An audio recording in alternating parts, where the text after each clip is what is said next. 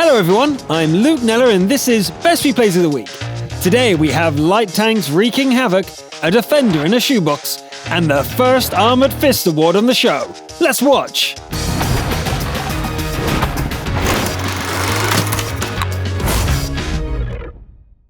Our first replay features the remarkable support capabilities of the RU-251 light tank. The Confederate of the Week is Peloponnesiaco from the EU region. The map is cliff, and the balance of forces looks good for a light tank driver. Plenty of artillery, and only 3 Tier 9 opponents. The RU-251 is one of the fastest tanks in the game. It dashes for the map center and sprints up the mountain path. One enemy has time to put a shell into the RU on the way up, but then it's the king of the hill. It's a great position for harassing the enemy. Peloponnesiaco keeps firing and moving, dealing damage to a lot of enemies.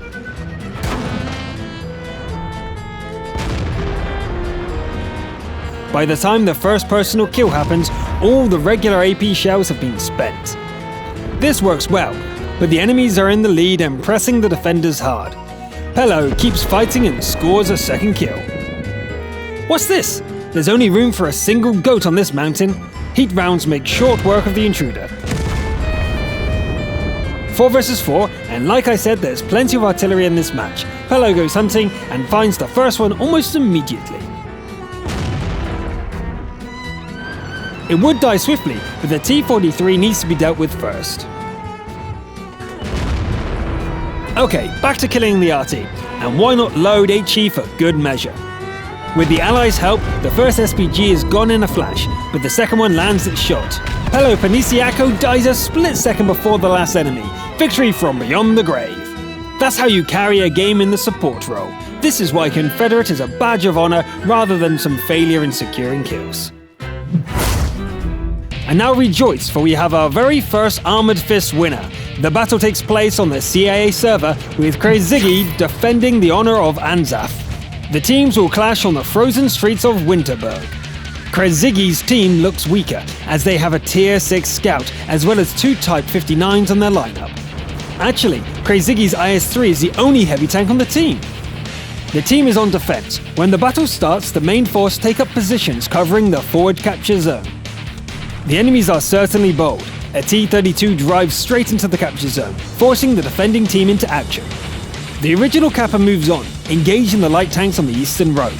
Other Kappas take its place though, and the med-heavy forces of Anzaf gets busy with the resets.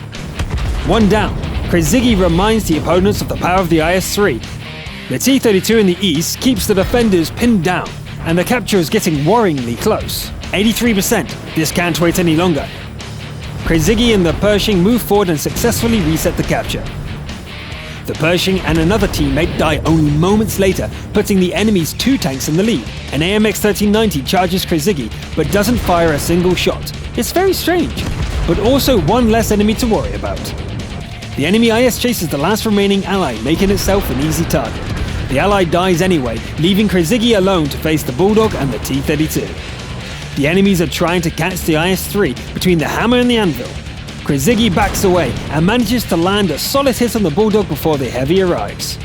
A nice hit on the Heavy, and the return shot just takes out a track. A repair kit fixes that, and the next shot secures the kill.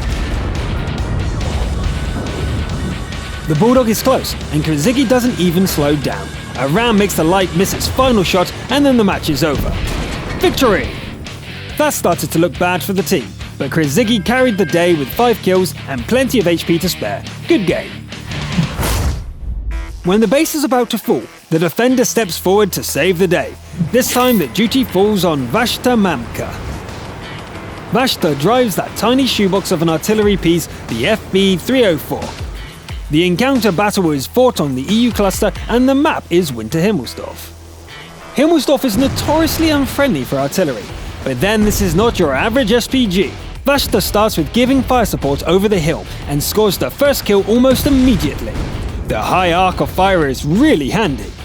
Vashta stays in place for now and keeps the loaders busy. The shoebox doesn't hit hard, but the rate of fire is impressive.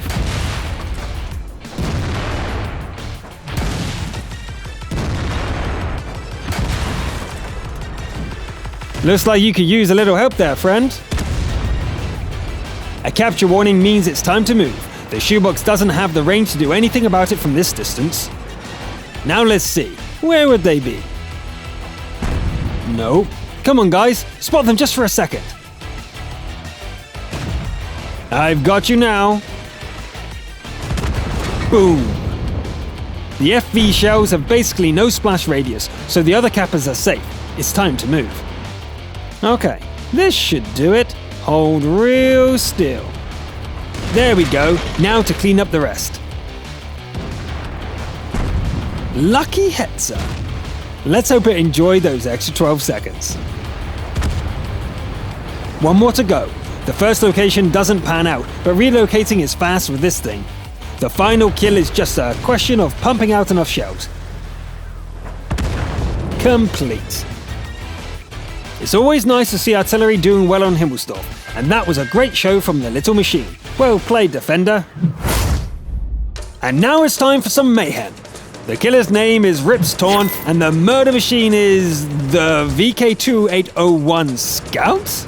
Let's see how that works. The battleground is Muravanka on the North American cluster, and the match is a Tier 7 standard battle. The fighting starts as soon as contact is made, and the VK takes quite a beating before the first kill is secure. Luckily, the commander packed along some chocolate. Rips Torn finds a nice bush and lets the crew recover for a few seconds. All good, guys? Great. Let's kill this dude. Good work, crew! Rips Torn could go hunting, but somebody should probably protect the arty. Anyway, the enemies keep coming here. Hey look, an IS, and it's practically at full health. This is why we carry heat rounds. The IS takes a while to put down, but that just makes it more satisfying. Hi Arty! Bye Arty! A well-aimed shot from ambush, but no damage. Also, it looks like the last ally has just died, and there are 4 enemies left. Rips Torn looks around for a while, and then settles on a spot near the capture circle. Does the killer scout really have the patience to wait here? Of course not, and just as predictably, the capture starts as soon as the scout has gone on the hunt. Okay, first the arty. It dies with a shot, but the alarm keeps wailing. The TD is made of stronger stuff and survives with 8 HP. The second capper is looking the wrong way. Finally, some peace and quiet. The hasty shot manages to only betray the scout's position. Rips Torn makes use of the VK speed and comes to the enemy from a completely different direction. The second shot misses as well, but at this point there's nothing the TD can do. The grill tries its luck, but it's much too late. Where is it anyway? It's time to finish this. You know what? There's an easier way to end this. Either the grill comes to defend, or it loses anyway. As it happens, the grill was trying to capture, but it wasn't quite fast enough. It tries its luck with blind shots, but victory goes to Rips Torn with 7 kills. That was a good scout rampage. The difficult start made the next 6 kills all the more impressive. Well played, Top Gun. And now for the last treat of the day. Matty Rowe from the North American servers drives the AMX 1357 Grand Finals on Insk, delivering a crucial contribution. The battle starts and Matty Rowe heads east. This should be far enough to spot anything coming for the artillery. The T-71 is a tempting target, but Matty Rowe chooses to stay hidden for now, and the enemy scout turns back. The Jagdpanzer is another matter. It goes down in a hail of shells, even though most of the damage is done by allies. The reload isn't ready, but the SPG is oblivious to the danger. Once the magazine is ready, the enemy dies in seconds.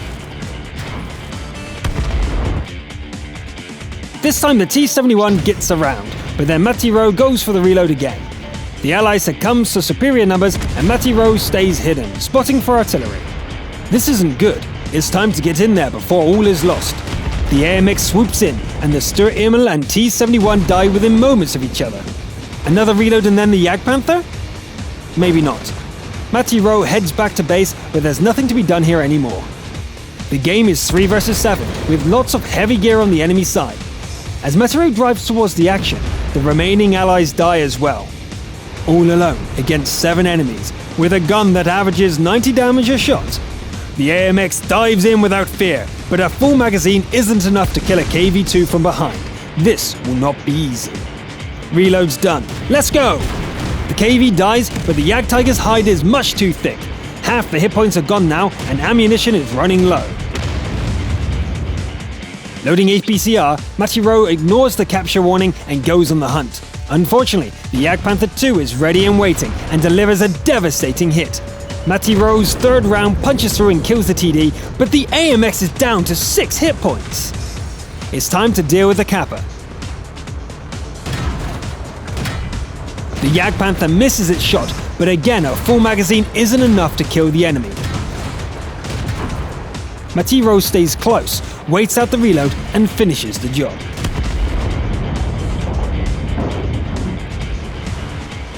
Artillery strikes close as we take a look at the numbers. 14 shells left and 4 enemies to go. Dodge!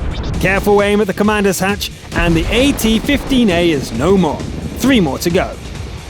The RT is next. Its point-blank shot goes high, but it manages to back into the AMX, taking it from 6 hit points to 4. Matiro reloads with regular shells and heads back to deal with the final capture attempt. They are both here. The Jagdtiger faces the wrong way and the RT misses its shot. It would be over in moments, but the 5 shells aren't quite enough. It doesn't matter. Another reload and it's victory with 11 kills. Wow! Talk about the little tank that could. And with just 4 hit points and 2 shells to spare. Good show, Matiro! That's all for this episode. After that, I want to play my 1375 now. Oh, if you see me in game, make sure you say hi. I'm Luke Niller. Cheers!